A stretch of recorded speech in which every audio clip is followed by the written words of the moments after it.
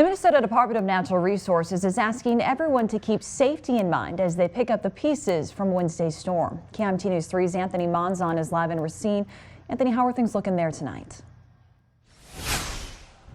Well, Katie, driving around town here in Racine, it looks like things are pretty much for the most part cleaned up.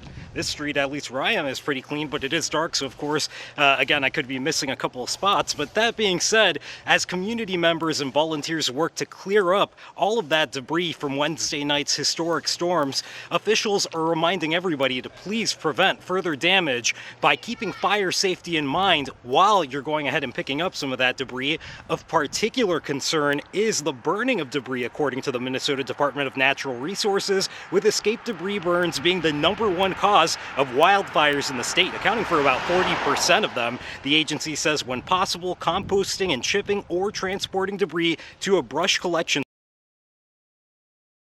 Wildfire prevention supervisor Alyssa. Typically this time of year, people aren't necessarily thinking about fire safety, but the wild weather we've seen over the past few days has exposed more flammable material. Usually our fire season in Minnesota occurs during the spring months, and that's usually driven by that dry vegetation, the dead grass, things like that. And that's what we have right now. And especially when you add that storm debris on top of it, that risk is elevated. And if you are planning on burning some debris, the Minnesota DNR reminds you you'll need a burning permit if there's less than 3 feet of snow on the ground, which of course in a lot of places there is less than 3 feet of snow on the ground. Live in Racine, Anthony Monzon, KIMT News 3. Thanks, Anthony. The Minnesota DNR adds people who burn debris will be held financially responsible if their fire escapes and burns other property.